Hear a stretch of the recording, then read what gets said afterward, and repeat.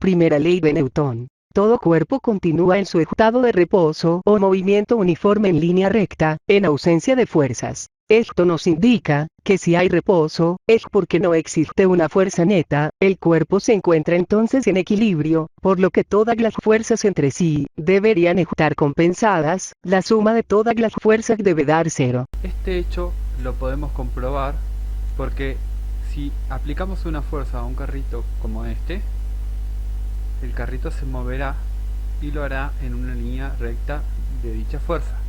Eso quiere decir que para que no exista movimiento, entonces deberíamos no tener ninguna fuerza.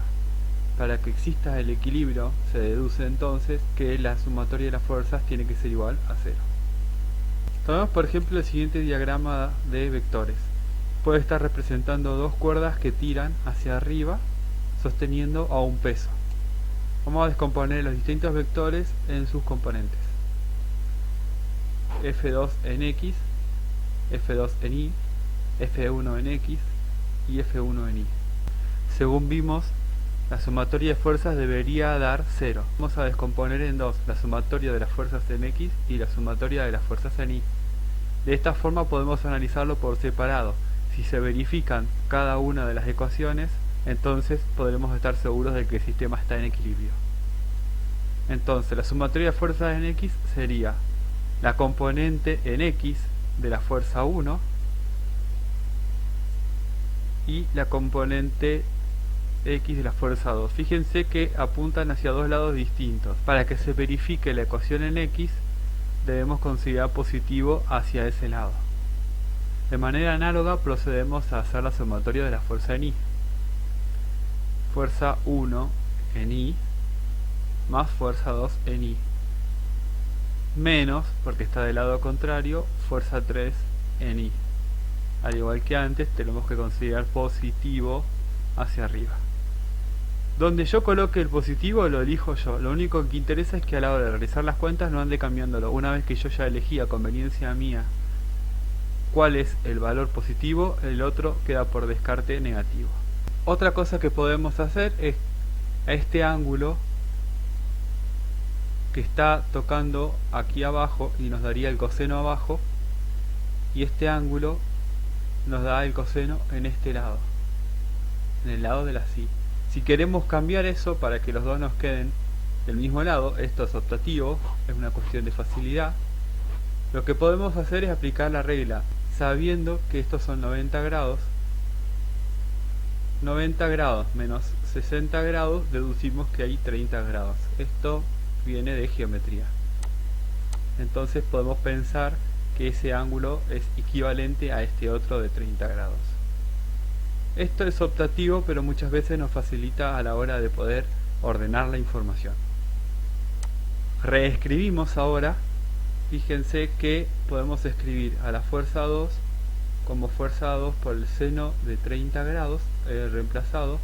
Recuerden, seno, tiro la flecha, sería esta distancia. Y esa distancia es lo mismo que esta distancia. Así que el seno este es el mismo que el seno de este. Lo mismo con el coseno. Si miramos del otro lado, la fuerza 1 también está descompuesta. Fuerza 1 por el seno de 25 y fuerza 1 por el coseno de 25. De vuelta, el coseno es el que está pegadito al ángulo, es este, y el seno sería el de arriba, que es lo mismo que el de abajo. La fuerza 3 queda como fuerza 3. Como está directamente en el eje Y, esa no la vamos a descomponer, porque estaría descompuesta en FY y 0 en FX. Aplicamos la ley de Newton y hacemos que sean 0 las componentes en X. De vuelta nos había quedado fuerza 1 en X menos fuerza 2 en X, porque fíjense que está en sentido contrario y habíamos elegido positivo a este lado. Lo mismo habíamos obtenido fuerza 1 en Y más fuerza 2 en Y menos fuerza 3. Fíjense que los vectores apuntan hacia el lado distintos y es por eso que la fuerza tiene que ser de signo distinto.